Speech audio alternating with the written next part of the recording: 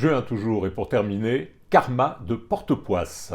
Une équipe de rêve pour cet album, Rutile, qui a beaucoup fait parler d'elle avec son webtoon colossal, et Frédéric Rémusat, un ancien Grand Prix Espoir d'Angoulême, parti faire du storyboard dans le cinéma, dans la pub, et qui revient 20 ans après vers ses premières amours, la bande dessinée. Il nous parle de cette trajectoire assez atypique. Alors, en fait, la petite histoire, c'est que j'ai eu une carrière inversée en bande dessinée, c'est-à-dire que j'ai commencé très jeune, en faisant des concours, des histoires courtes, tout ça.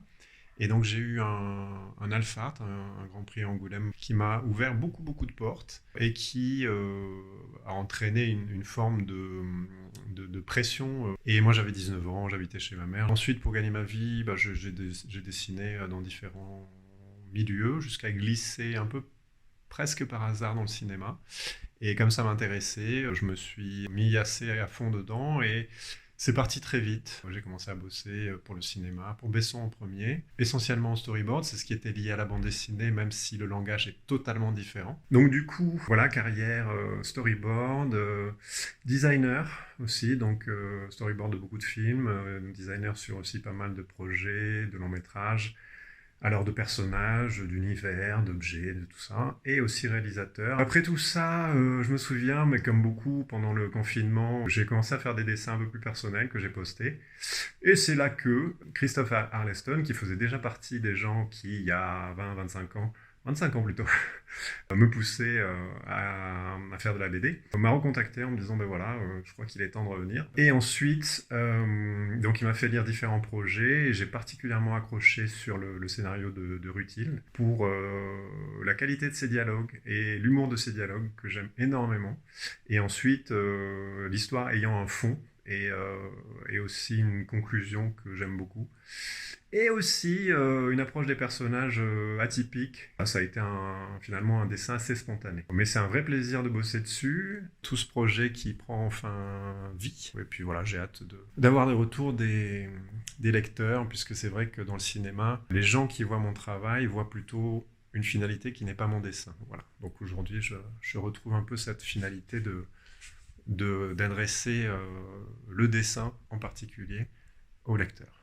Alors, Karma de Portepoisse doit son nom à un ancêtre qui a défié le destin, c'était pas très malin, et qui s'est retrouvé puni de 1000 morts. Depuis, la lignée des Portepoisse doit se tenir à carreau, en suivant à la lettre les prédictions qui sont envoyées dans des biscuits livrés par des corbeaux blancs. C'est dans un de ces biscuits que le métier de Karma était déterminé, mercenaire.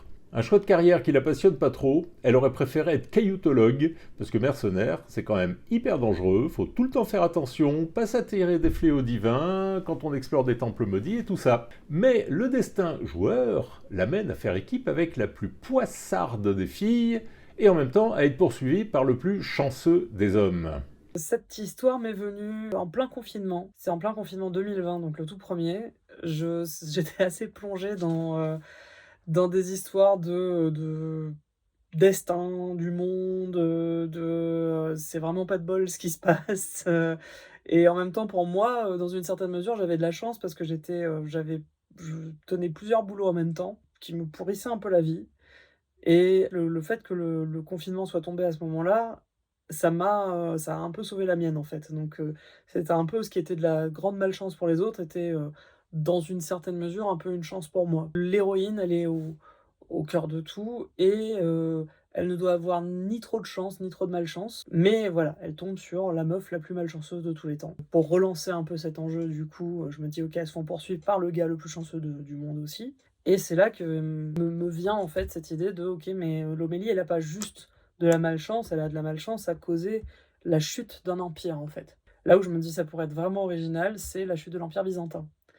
Donc ça, c'est très cool comme, période parce que, on peut l'imaginer assez troublé avec des gens justement où, en fait, comme c'est des temps instables, les gens se tournent du coup beaucoup plus vers la religion, vers, la superstition. Donc, c'était une époque aussi où il y avait beaucoup de trafic de reliques, et donc du coup, la superstition, elle est pas non plus «classique» entre guillemets. J'ai voulu une astrologie un peu particulière, ça parsème un petit peu le bouquin, et ça m'a permis aussi du coup de, par exemple, pour mon héroïne, Karma, qu'elle soit, d'inspiration plutôt indienne. Donc moi, je viens de l'île Maurice, c'est une population qui est en majorité, en fait, là-bas. C'est Christophe qui m'a trouvé, Fred Rémusat, pour faire le dessin et ça a cliqué tout de suite. Fred, il a plutôt bien kiffé justement, le côté humoristique, le fait que les personnages soient assez bien campés. C'était important pour moi du coup d'avoir, ces héroïnes un peu atypiques, Karma par exemple, je voulais qu'elle soit,